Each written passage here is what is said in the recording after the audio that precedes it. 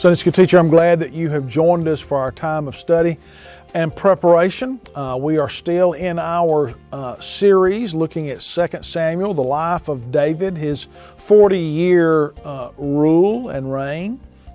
We are looking at the lesson for Sunday, August the 12th. Title of the lesson is Resolved. And we're going to be in 2 Samuel chapter 21, several verses that are there. The point of this lesson is that God provides direction and strength when His people face trying times. Sin corrupts our design and disrupts our function. And it has impact. Sin has impact. Not only on today, but the future as well.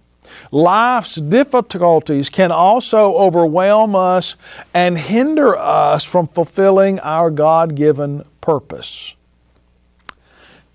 As we move into chapter 21, the last 4 chapters of 2 Samuel describe 6 separate events that occurred during David's reign. Now, I'm pretty sure that these are not in chronological order. I don't think we need to look at 2 Samuel as a timeline. Because these 6 events in the last 4 chapters happen at different times. And so we need to be aware of that. The chapter that we're going to be looking at, chapter 21, contains 2 of these stories. The latter part of the chapter deals with the battles against the Philistine giants, the descendants of Goliath. And the first part of the chapter is dealing with the justice for the Gibeonites. And so that's what we're going to look at in this study.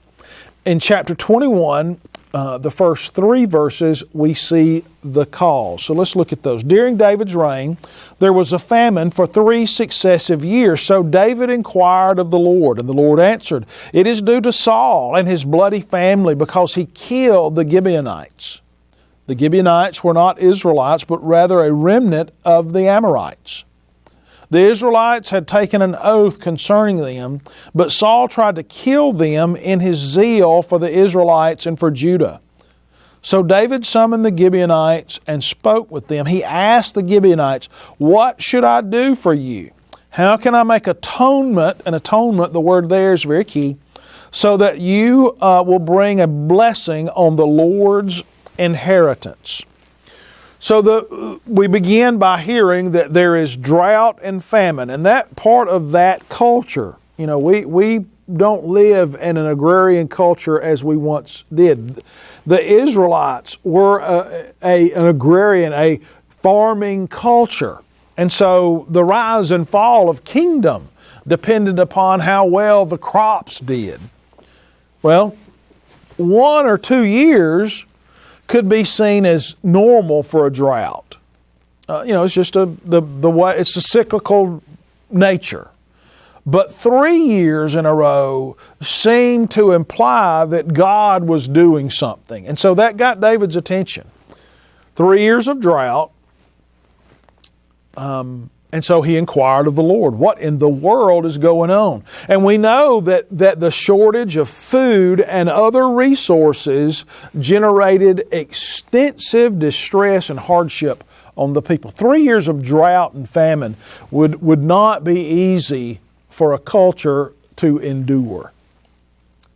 David prayed for answers regarding the prolonged famine. And the Lord revealed that the reason for the famine and the drought was that He was judging the land because of what Saul had done. Saul was killing the Gibeonites. He was breaking an oath of peace with this group.